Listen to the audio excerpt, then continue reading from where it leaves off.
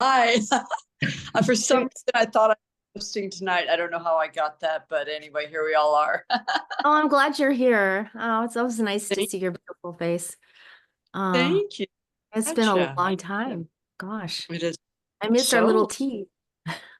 neat. Manu, by the way, I have a quick question for you. Are you, Yes. Yeah, you yeah. know, I'm in LA for a little bit, and do you think that I should reach out to Linda Gray to meet with her and take pictures of her with the book?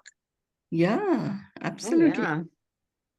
I don't know, I mean, if you want to, if it's okay with her, if you want to shoot me her digits or whatever, then I can reach out and, Yeah, have a tea and have a photo session. yeah. That's awesome. Yeah, you should do that. Yeah, that would be dandy. And I Okay. felt like there was a question I had for you, Manu. Shoot, what And is actually, it? even 12. I mean, if you're in LA, meet Dea and other people, it's really great to have different people from different parts of the world. Yeah, I've been here a short time and I sent you like 6 or 8 pictures so far. Yeah, Yeah, I've I been got here a those. short time and I sent you like 6 or 8 pictures so far. Yeah, I've been Yes. here a short time. I sent you like 6 or 8 pictures so far. Yeah. Uh-oh, I'm on a loop. But yeah, I thought especially because you have Linda, with her testimonial and stuff. But yeah, I mean, I am working on that. I've been like working and being kind of by myself, but I mean, I can definitely, of course, get it out to more people if you, I didn't know if you wanted more and more, but I just thought of that. That would be good. And, I can maybe see you, Dea, and stuff, if you're Okay. around, if you're not too busy with your political situation. Um, so yeah, so if you want to give me Linda's, if that's okay, I'm sure she wouldn't be too offended if we connected and you gave her mine or I So gave Dea, you you're give live you. on Facebook. Okay. I'm going to let everyone in now. Okay. Welcome everyone on Facebook. I'm going to let's see, we're going to get started here in just a minute. Let me let everyone else in. Let's see. Did you already let everyone in? I don't see any. Yes, yes. Oh, you have. Hi, everyone. Well, I didn't know you were all in the room already. Welcome to this evening's wonderful human miracle. We're at number 39 of 52 now, and we're focusing tonight on the brain. Mynoo Maryel is going to share 7 lobes of the brain, what they are all about, how you enrich them, deplete them, or strengthen them. What is the consequence of the different choices that you make? How can you choose what is optimum for your personal needs? So it sounds like a very interesting topic. I think we're going to get a whole brain rewire, Mynoo. And if anyone has any questions along the way, please feel free to put that in the chat, and I'll check the chat and I'll bring that up to Mynoo. Okay. So with that, Mynoo, welcome everyone. Dea, Get started. thank you and welcome everyone. So let's begin on the brain. And Dea, you will take care of the waiting Yes. room and let people in. Yes. So I'm doing this session from Berlin. Actually, it's outside Berlin, just by the lake that is here. It's quite a beautiful place. It's a family gathering for the next 7 days or so, and it's 2:30 in the morning, so everybody's asleep right now. Oh, So, wow. Mynoo. um, so I said shares the 7 lobes of the brain, and maybe what I should have said is the 7 aspects. There are 5 lobes and 2 other very important aspects of the brain that I got to learn as I was getting ready for the human miracle session. So let's look at the first one and get going from there. And this is like you are an archetype representing other humans. So allow yourself to ask questions as they arise. Any other questions showing up for anybody, please share them in the chat and Dea will bring them to my attention. So the first lobe that I want to talk about is the frontal lobe. The frontal lobe is all about sharpness, sharp, alert, focus. This is to do with concentration, with our attention span. And this is also where short-term memory comes from. Kindness, respect for others comes from. And it's not, I mean, if anything happens to it, it's totally not lethal, except that your short-term memory might go and you might start using some very disrespectful words in terms of talking to people. You may not be able to concentrate on anything for any length of time. Now, because brain is such a physiological organ, I mean, it is an object and it's an organ which is very physiological, then there are physiological ways in which you can strengthen the frontal lobe. So for example, if you did the yoga pose, the mountain pose, and you did that, and then you followed that with the cobra pose, that movement is very, very good for nurturing and nourishing the frontal lobe. So you'll need to just look it up in terms of online, what is the mountain pose and what is the cobra pose in yoga, and, get a teacher or join a class. And these are very common poses that are done. And there is a particular yoga routine, which is sun salutation routine. And you will, if those of you who do it, will actually be able to recognize how whole and complete that salutation routine is, because it literally services every aspect of the brain. I mean, I still can't do the whole sun salutation, just in an elegant way, but I can do the individual pieces. But doing them all in an elegant way and doing it with some pace and speed is like still lots left to desire there. And Mynoo, there's lots of ways to modify it as well. Yes, of course. Yeah. The main thing is to get going with it, in whatever way you can do, and create that cellular memory. And there is a breath that I do, because there are times when, you may just not be able to do anything physical. And that breath it really supports the frontal lobe. It actually supports something else that I'm also going to be talking about in a moment. But it's definitely brilliant for the frontal lobe. And what it is you take a deep breath in, like quite a sharp breath, where you go, and as you're breathing, you're going to drop your head to the back. As you're breathing in, just imagine as with the breath, it's all going into your brain. And then as you're breathing out by letting the air out through your teeth. So you're going chin to the chest. You can do it with me. Breathe in.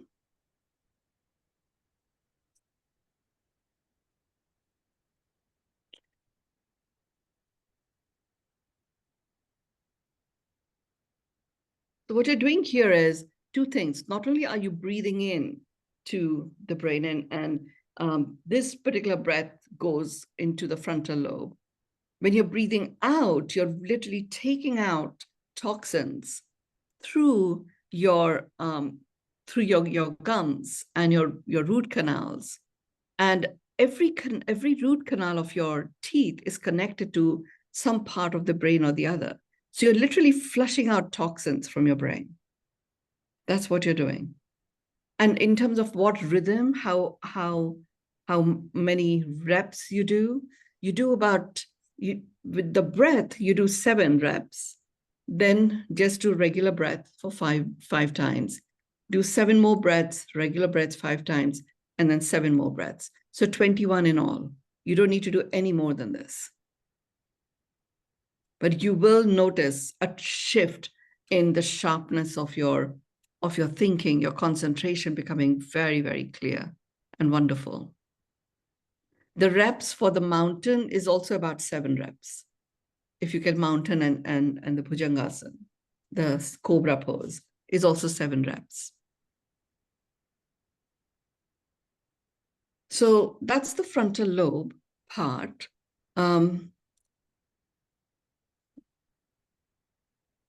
I'm using physiological here because I'm talking about the brain. Now, there are some of the lobes of the brain require many other types of exercises, which are to do with mental and emotional and spiritual cylinders. So we'll talk about that in a moment. The next lobe is the parietal lobe.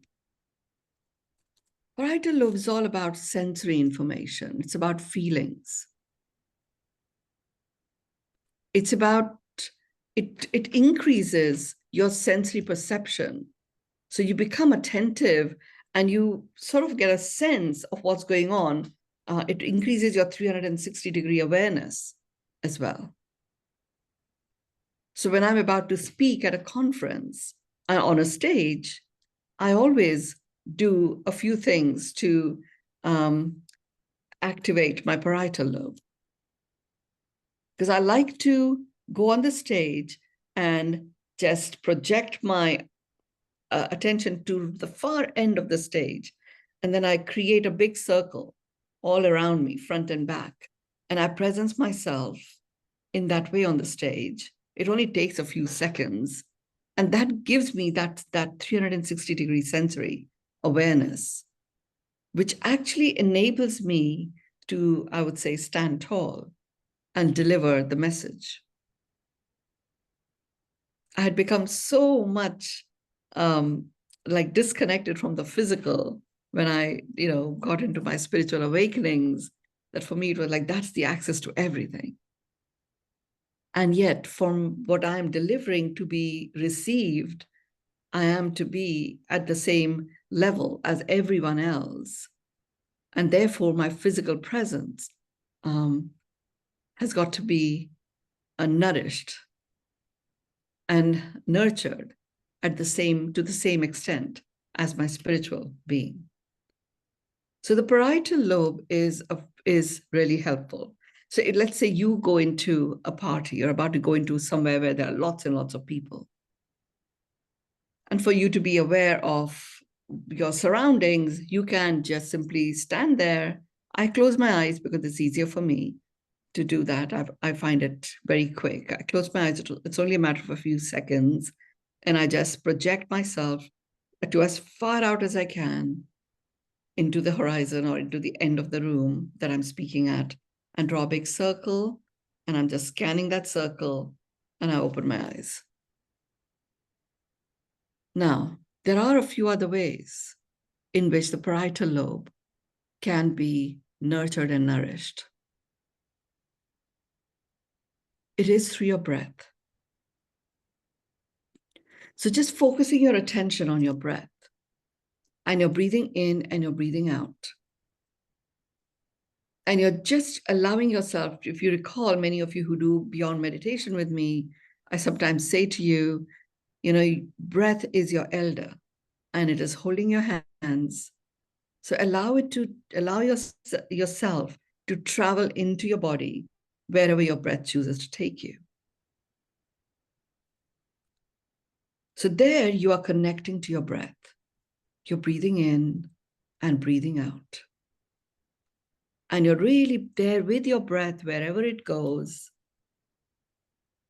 And then you station yourself in your body and allow that breath out to occur. There's a very, very specific exercise that I do in pranayama, which works with the parietal lobe, and it also works with the 2 brain hemispheres, the left and the right. So I'm going to talk about that exercise when I talk about the left and the right. hemispheres of the brain. But let's have a practice of this breath in and breath out. Okay, so just get yourself comfortable. Your eyes can be closed.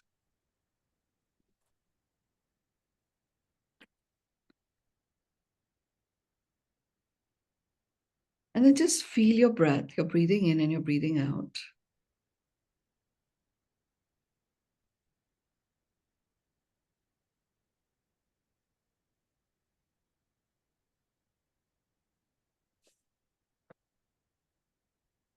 With this next breath in,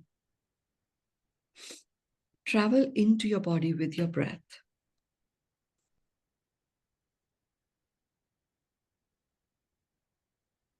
Hold yourself there and breathe out.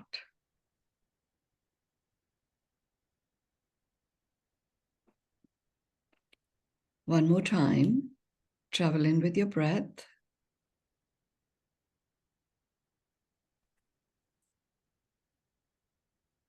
Hold yourself in there and breathe out.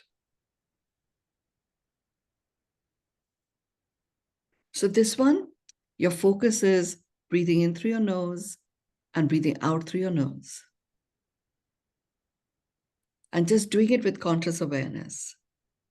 About 30 such breaths with conscious awareness is all that you require to get that wonderful nourishment and nurturing of your parietal lobe. And that very simple physiological exercise of connecting to your surroundings. It also helps you with your balance. It also means that even if you trip and fall, because of that awareness, you're able to actually break your own fall.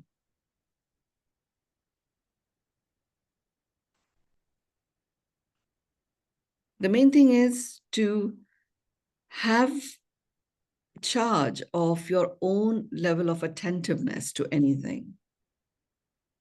And then having access to being able to connect to that attentiveness at a 360-degree level, that's pretty awesome.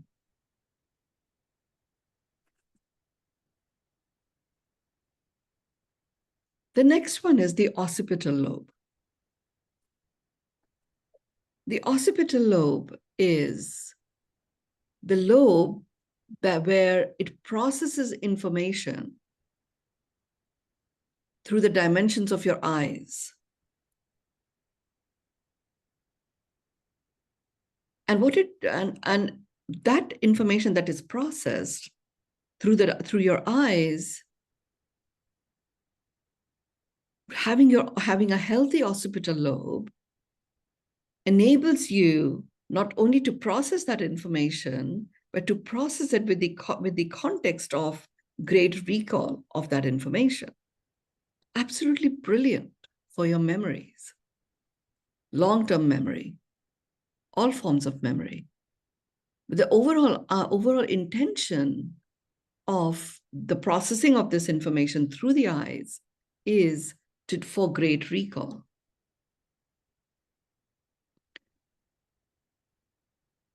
Now, it may be that a question might arise where there are people who are blinded, who are not able to see at all. Yes, get it. Get it. They still have the occipital lobe. So the great recall, the processing of information and the great recall will occur from the occipital lobe. The processing of information is done through other sensory systems, but they can still nurture and nourish their occipital lobe. The temporal lobes are very, very, very astute for those that are unable to see. So here I have a series of eye exercises that I would like to actually walk you through now. And you don't have to watch me do it, you do it with me. And when you do it with the intention of supporting your occipital lobe, you will do between 8 to 10 reps of each of these eye exercises. So just get yourself comfortable, and your focus is now going to be your eyes. And you're going to look up, and you're not moving your neck. You're just going to look up and look down. Okay, so you don't worry about your breath. Allow the breath to occur the way it is choosing to occur. You look up and you look down. You look up, you look down. You look up, you look down. Look down, look up. Look down, look up. Look down, look up. Now you're going to look to the left and the right. So you're going to look left, right, left, right, left, right, right, left, right, left, right, left. You're now going to look diagonally up to the right, diagonally down to the left.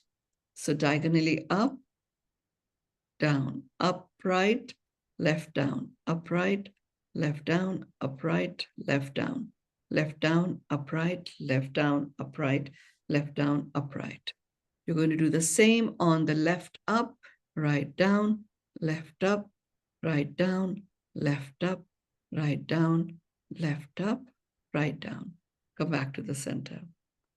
You're now going to rotate your eyes clockwise.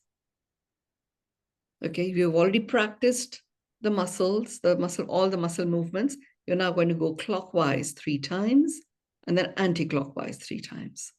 So you're going to go up, diagonal, right, diagonal, low, down, left to the side, left up, up. And you're going to alternate it. So do it the other way.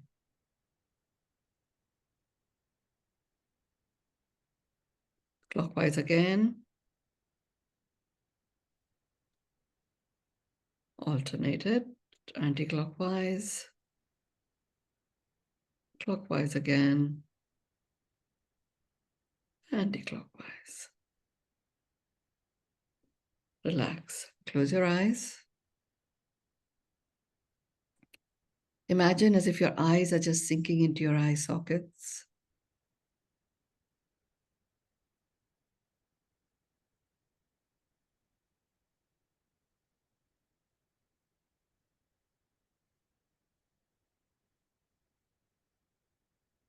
Be aware of your breath.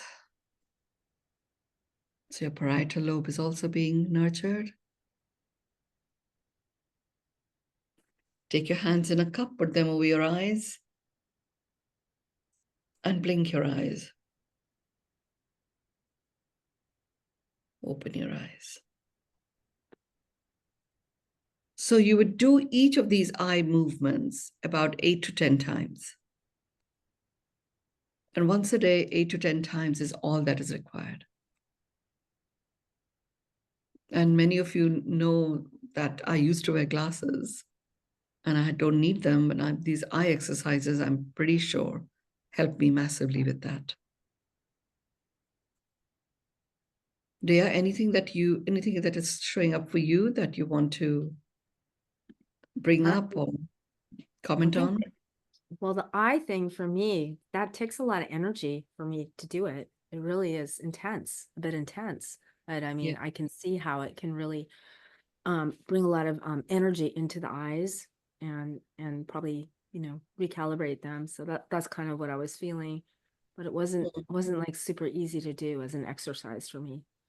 Yeah, I know. I know it gets easier. That's why I did 3 times, and you'll build up to it. It's just like any other exercise. You don't just start doing the full extent of the reps.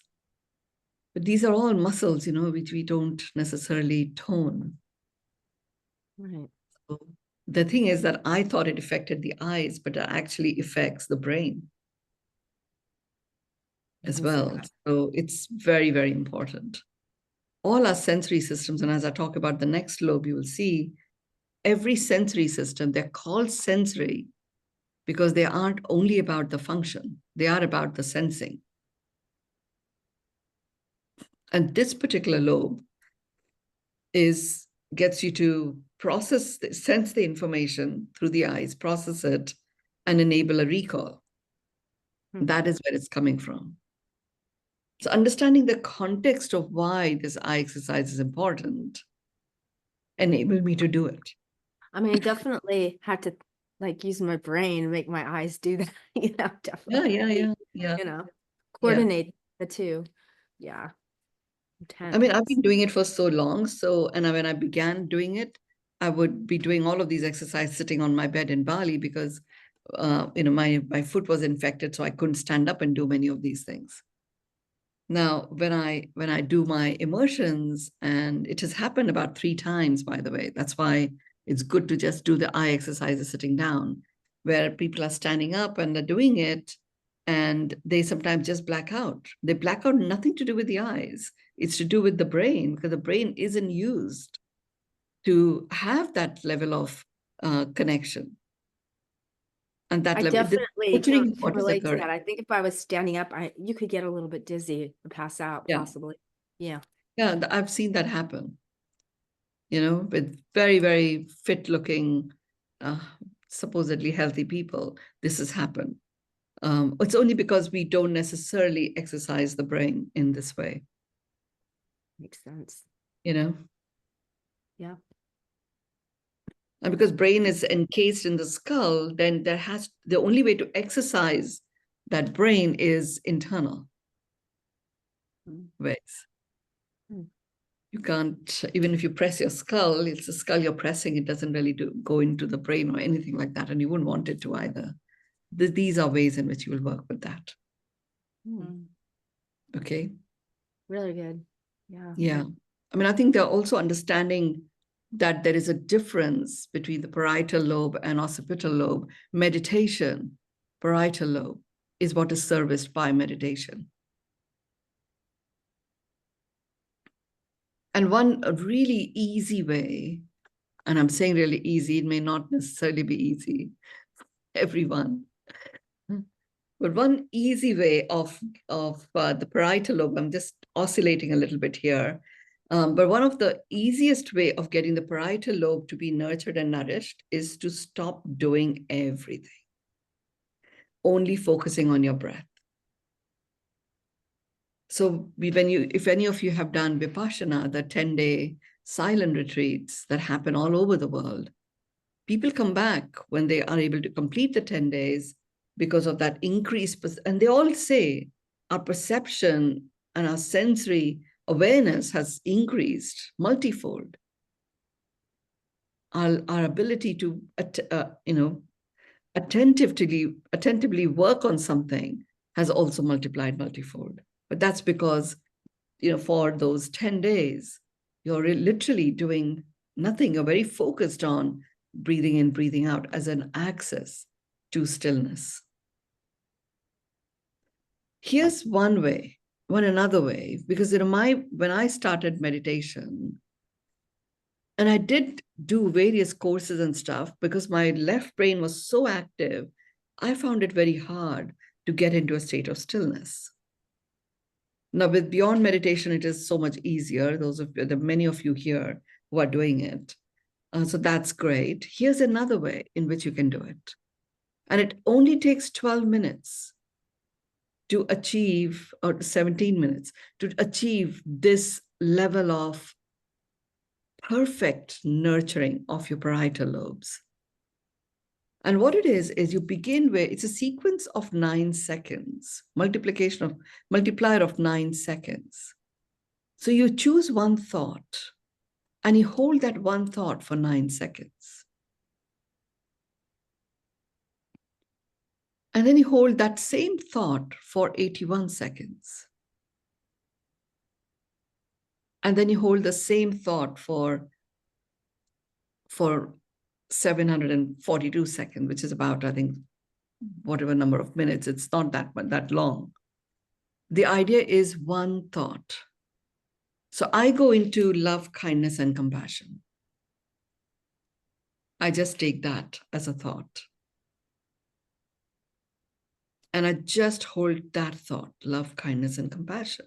And I may even repeat it, not aloud, but in my mind, with just that one thought. And you literally come out of those 13 minutes or however long that is. completely awake and completely nurtured and nourished.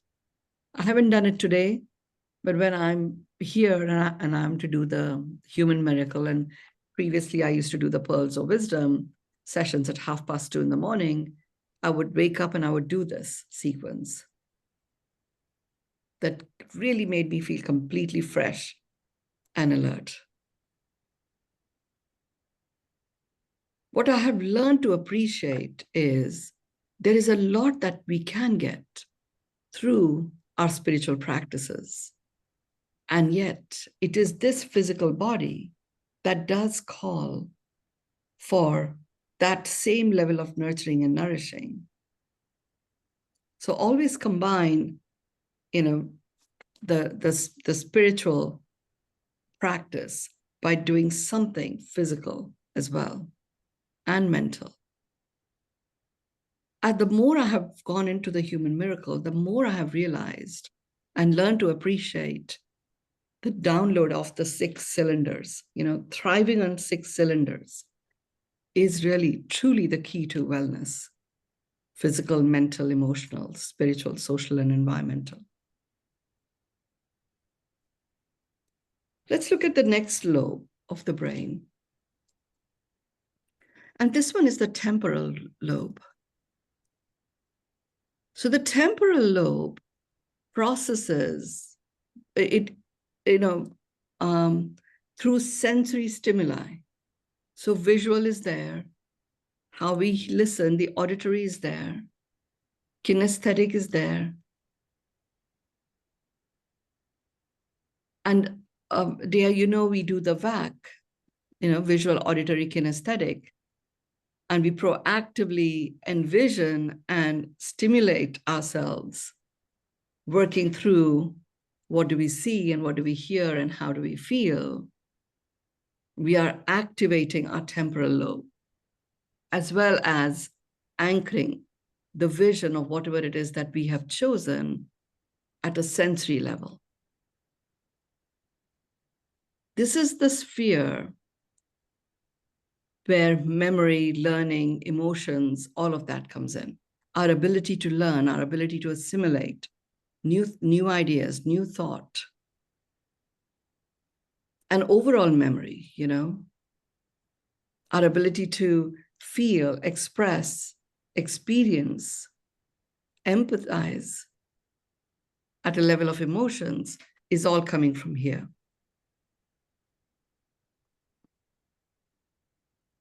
At a physical level, how do you work how do you support the temporal lobe is through plank. Plank is the exercise for this.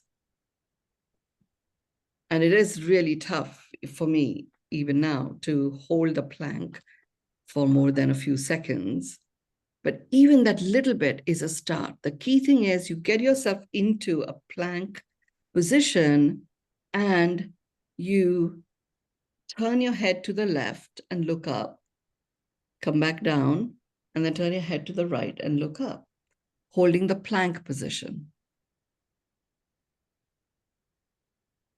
And even if it's going to take you a while to get to the plank position, you can certainly turn your head to the left and look up, and then turn your head to the right and look up. That can be done.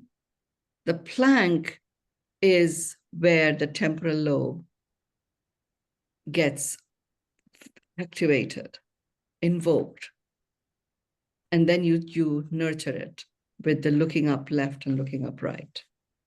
And it also enables you to hold the plank for a little bit longer. The VAC. The VAC is another way in which you can work with the temporal lobe. And here, you're actually working on the mental and also the spiritual. So VAC stands for visual, auditory, kinesthetic.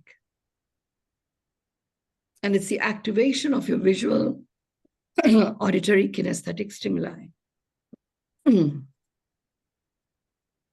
So for this, you will take whatever it is that you wish to envision. So if, those of you who've done my work, I often ask you, before you start the work with me, if anything was possible and there were no barriers, what will be going on in your life? So you ask that question to yourself. If anything was going on and there were no barriers, what would be going on in my life? And just describe it. Just describe it fully. Who will be in your life? Where would you be? What kind of activities would you be engaged in? What kind of choices you will be making? And what experience of life would you have? And you can do this visioning for, when you're about to solve a business problem, or right now I'm asking you to do it for your life overall. Now, once you've described everything, now you're going into the temporal lobe action. And then I would say to you, okay, you're there. Everything that you've described has occurred, and you're there. And I want you to just zoom in and look at yourself. Look at yourself. Describe what you look like. You're activating that visual sensory stimuli as you describe yourself. And here, take the effort to really describe visually. This is what I'm wearing. I'm standing up. I have a smile on my face. I have my hair in this way. Really describe yourself in the midst of experiencing this vision that you have laid out. And then ask yourself, what do I sound like? What kind of words am I using?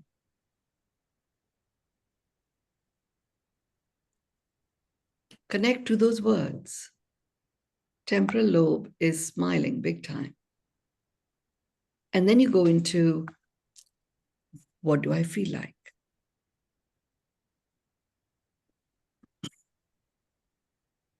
And here, you're actually activating the skin as a sensory stimuli. And then zoom out and look at who is surrounding you. People in your inner circle, people who are your collaborators, your comrades, your co-creators, who are looking at you, experiencing this vision that you have just described.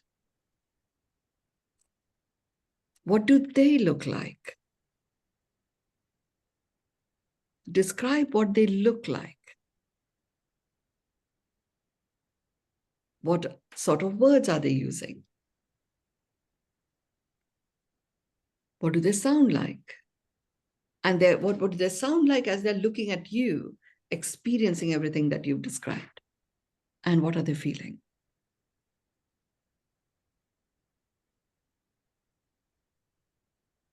And then literally come back by just taking your left hand, putting it over your heart, and your right hand on top of it, like this. And connect to your breathing in and breathing out. Your parietal lobe is joining the temporal lobe.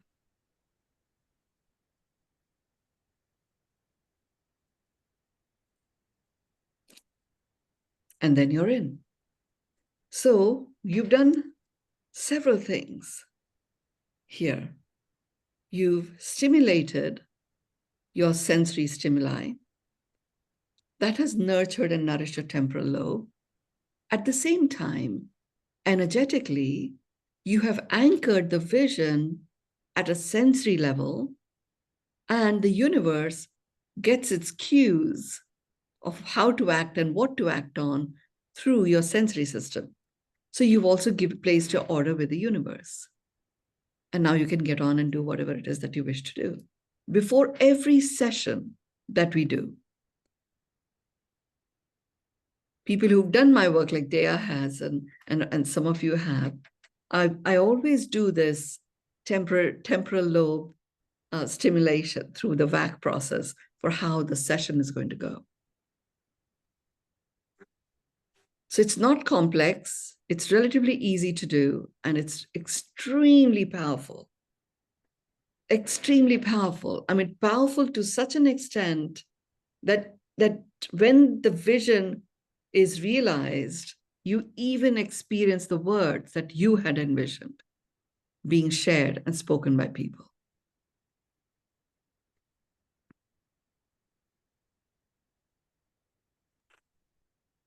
Is there anything that you want to say or add here?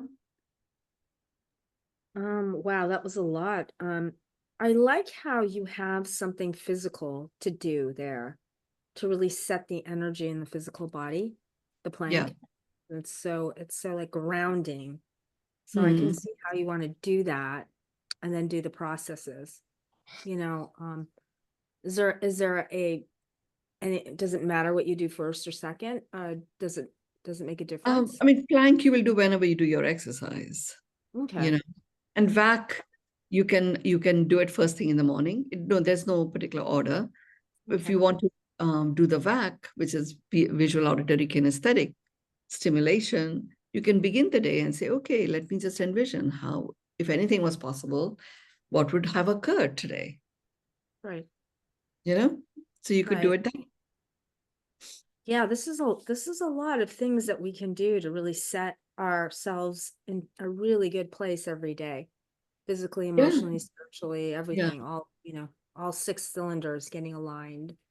yeah, So, yeah. yeah, this is good. And Good stuff. it's so yummy. I mean, it affects, it has, just like the brain is connected to every organ, the kind of exercises that came through for me to support these different parts of the brain actually impact not just the brain, but also every organ and our experience of living our life. Yeah. So Really, it's quite awesome. there was a lot there in the temporal lobe, a lot of activation. Yes, yes. So let's go to the next part of the brain, which is the insular cortex. The insular cortex of the brain is linked to higher levels of thinking. This is what gives us our wit and repartee. And, you develop deeper and sharp perceptions of what's going on. That's what the insular cortex is about. It is this that is impacted when we, don't love ourselves, when we get disconnected from our own worthiness. Remember, I talk about dignity. We are born with dignity. Insular cortex is where the remembrance of our worthiness, it resides. And if we give our power away, to other people or other situations or other experiences to define our worthiness, insular cortex is the one that actually gets weakened. And that sharpness of our brain, that deep perceptions, the high levels of thinking, the wit, all of that gets impacted. Because we start doing stuff out of the need to belong, the need to be seen. There's an undertone that is so strongly activated within us, which is always seeking validation.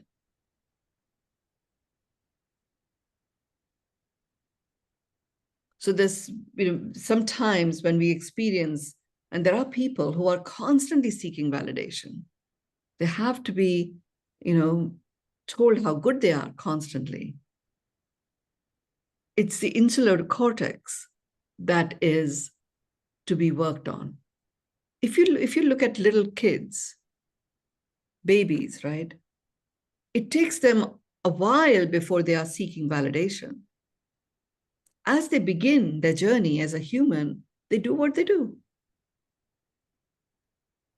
And if they cry only because they're hungry, not because they want validation from you, or they're seeking some form of a sense of security. The need for validation builds up.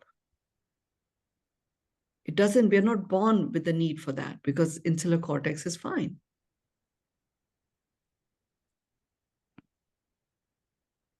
I mean, this is pretty amazing that these higher, deeper level of perceptions and high levels of thinking and the wit and our sharpness of engaging in conversations in a way that connectedness is enriched is to do with the health of a part of our brain. So how do you work with that?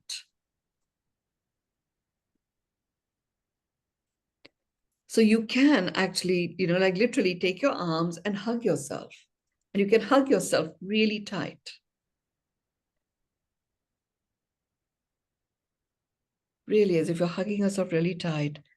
And with the breath in, release. And as you're breathing out, you're just coming back and hugging yourself really tight. And if sometimes if you may have shoulder issues, you may not be able to do this, then at least come and do this, or this. You're just like coming in and you're just hugging yourself really tight. And breathe out. Breathe in. Just taking it in yourself.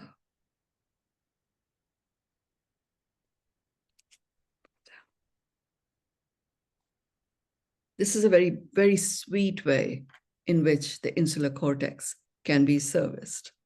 Biodynamic medicine, I see Mary, you're here as well. Biodynamic medicine, so many of your draining that you do really supports the insular cortex in a massive way because you come back to yourself, loving yourself fully. There's an exercise that I do in one of my programs, which is all about living the life you love, a flourishing life. We talk about releasing the big offenders, where I ask you to write down all forms of stories that keep interfering with you living the life you love. And you write them down, and then there's a process that you go through to dissolve these, because each of those stories are big offenders.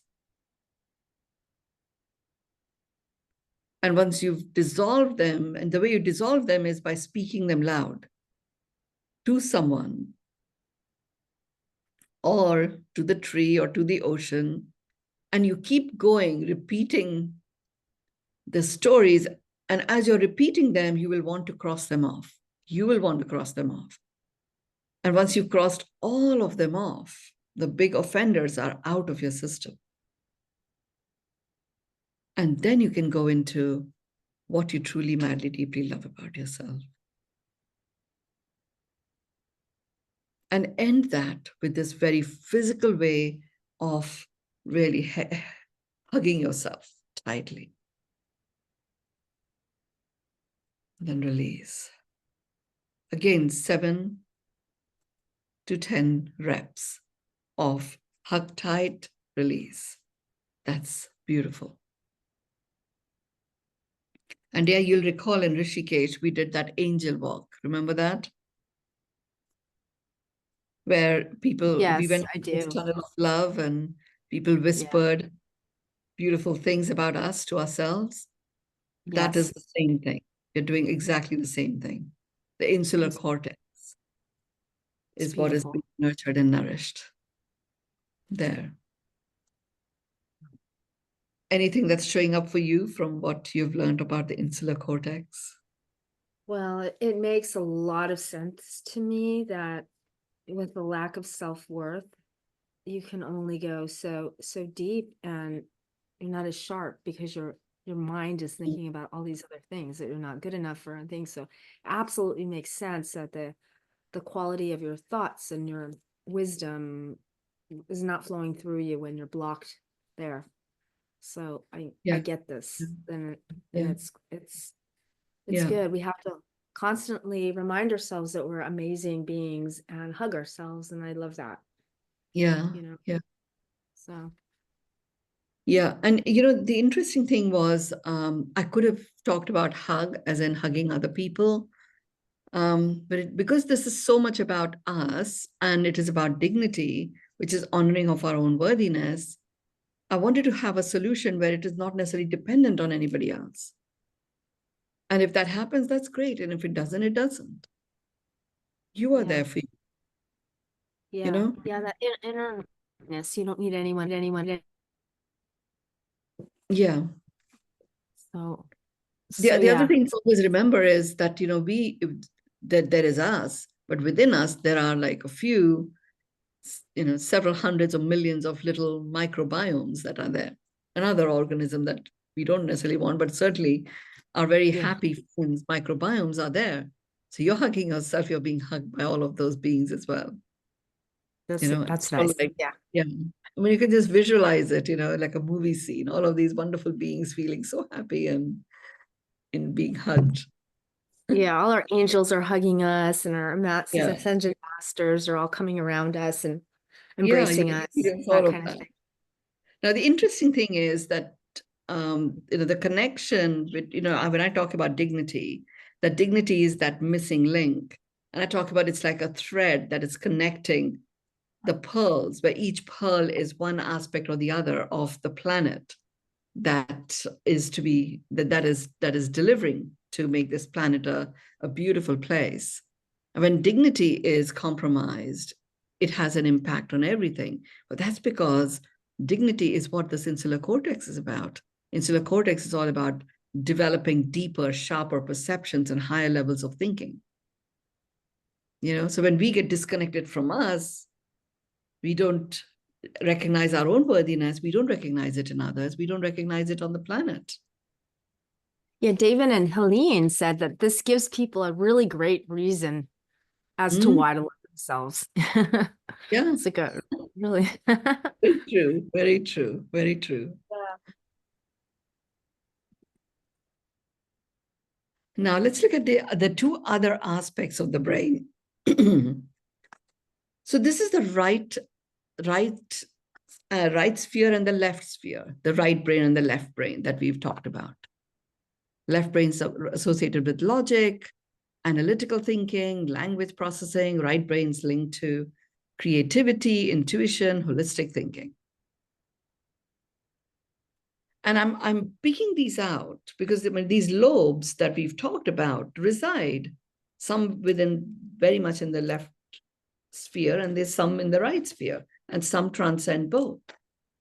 I'm picking up the left sphere and the right sphere as a very specific aspect of the brain in the context of the human miracle, because a lot of the time, due to either an emotional shock or a physical accident, what happens is we develop an energetic fracture between the left and the right, or the left and the right become so polarized that we experience an ongoing series of inner conflict. And that makes it very difficult. It gets us out of balance, a whole variety of situations that can occur. So it is extremely important to proactively engage in getting yourself into a whole brain state. And do it several times a day, if necessary. I begin my day by getting into a whole brain state, and I end my day going into a whole brain state. Now, I follow a particular process. Like sometimes I say to you, okay, cross your right ankle over the left, and right hand over the left, and turn it over. It's not always like that. I'm tuning in, and that's why I'm saying it to you. But there's a process in which you identify how to do that. We don't have the time for that process. So you have to look at different ways in which you can get into a whole brain state.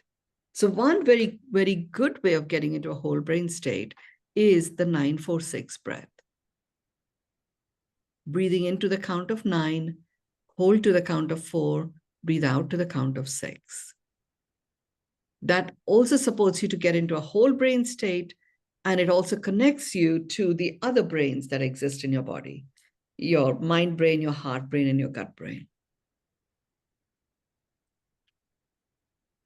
Now, another way to exercise the bringing together of the left and the right brain is a way of walking. And you don't have to do too much of it, literally just 10 steps forward and 10 steps back. So what you do here is that, let's say this is your foot. So you've taken this step forward, and then you take the next step would be literally the heel would be touching the toe. And then you'll go like this. So you're like, I don't know whether you're understanding what I'm saying. Let me see if I can show it.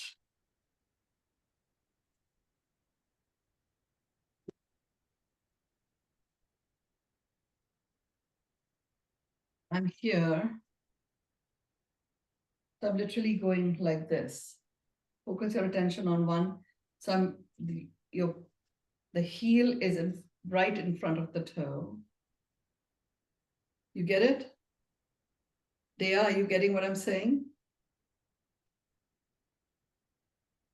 And then you go back. Maximum 10 steps forward, 10 steps back. And you're If you- just matching the foot. One, Yeah, two. just matching the foot. Like that, like that, Yeah. like that. Okay?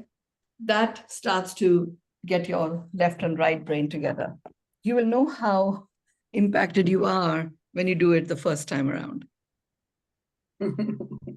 Okay, it's easy once you get the rhythm of it. So have things to hold on to if you need to. It reminds me of a DUI test. You know, they tell you to walk a straight line, and most people can't even walk a straight line when they're sober. You know, that's really anyway. Yeah. Just, yeah. Yeah. Okay. So the whole brain state, when you are not in the whole brain state, is where this overthinking goes on. Or you have that little voice in your head, the one that's saying what little voice she's talking about, that one. That chatter, that inner chatter is very loud when you're not in a whole brain state. Okay, so there's nothing good or bad about it. Sometimes certain things require analytical function. It's all good, except the fracture is what is not that great. It's great to have that fracture actually repaired. And that can happen with 946 breath. This walking is absolutely brilliant. Also, if you go for a walk, for example, and you're walking on, on slightly not very leveled ground, it is engaging your brain in a big way. That also is actually supporting the repair of the fracture. I remember when we would go for walks in certain parts of India with Dr. Ali, he would always get us to walk on riverbeds. Or when you walk on the volcano, but yeah, you've done that.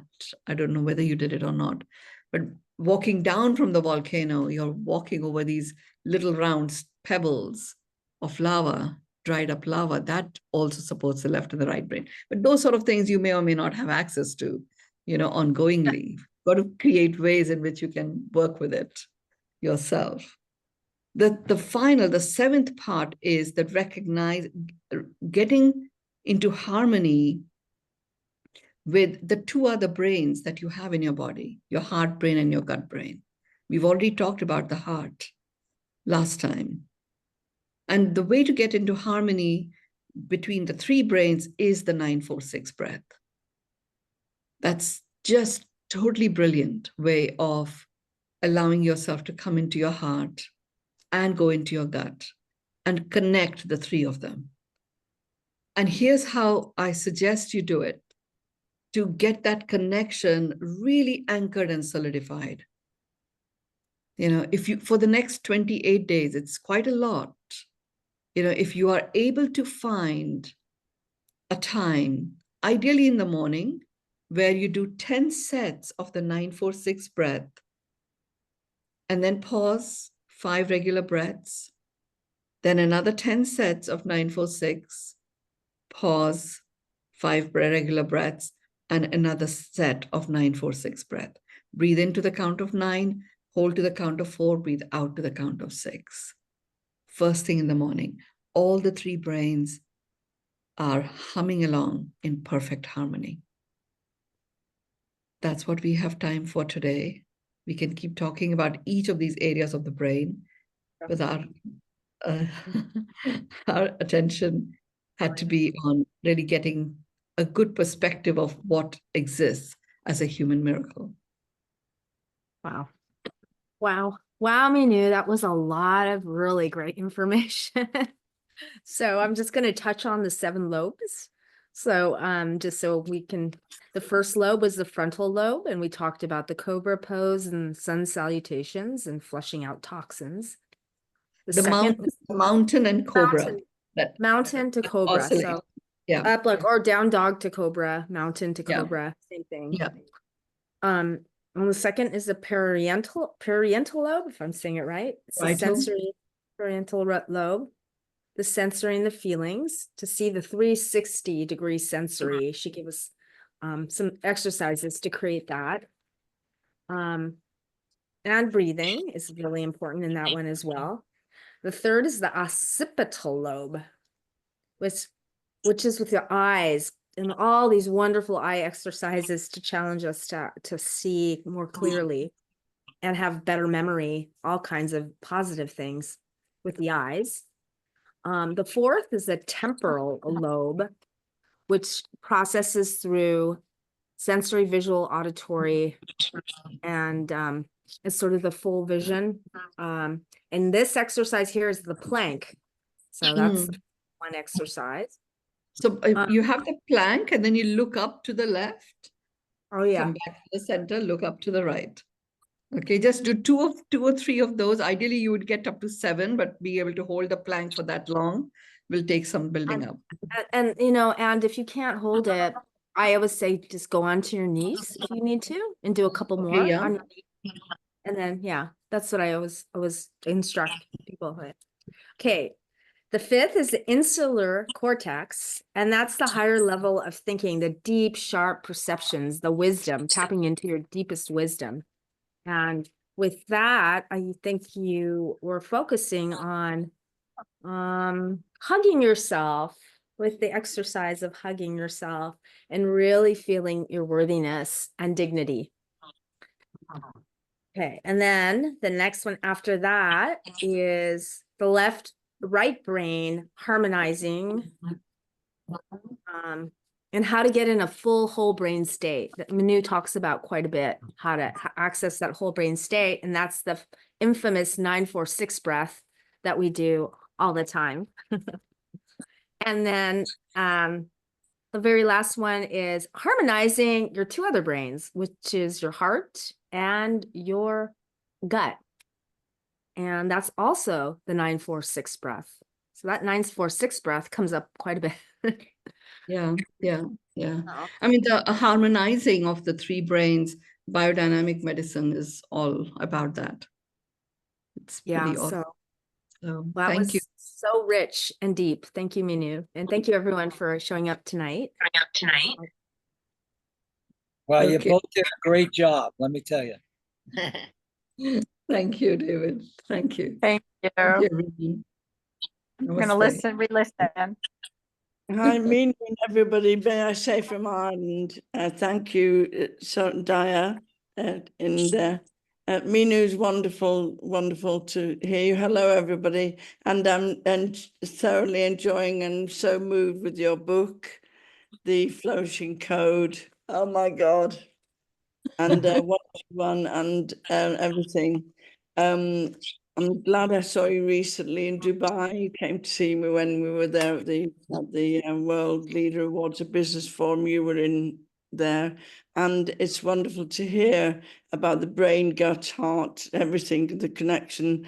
And I heard recently there's a second heart place, which is to connect with the calves. Yes, that's what we talked about last week. Sorry, please forgive me when I miss things because it's this time, but it's really revolutionary and leading edge information. It's so wonderful to hear you Mynoo, and everybody. Congratulations on your book. And I'm Yes. telling everybody I'd like to write a review, and I've been busy, but Yes. everybody all over, everybody, all the people. Hello, David and Helene and Linda and Sarah and Lee and Sunny and Susan and everybody. Mynoo, thanks. You're in Berlin. You're nearer to me, which is lovely. Hmm. Thanks. Medicine is, richer because of this knowledge you're helping with. I love you. Thank you. I adore you and I cherish you and all of us. Thanks. Mynoo, I just wanna Mary tell is you Thank what- you for joining us, biodynamic person. Thank you. It's an Mary. honor. I just- It's an I just want honor. to tell you, I just want to tell Mynoo one thing. That Yes. we did that last week, the brain with the calves and all that. I've been doing these exercises with the flexing of the both feet and all that, and Yeah. I'm finding it tremendously helpful and Yeah. Right. balancing out throughout the day. Mm, Thank you. wonderful. Yes. So good to have this information. Yeah, Mynoo, when I say when I'm doing the exercises, even me, we are all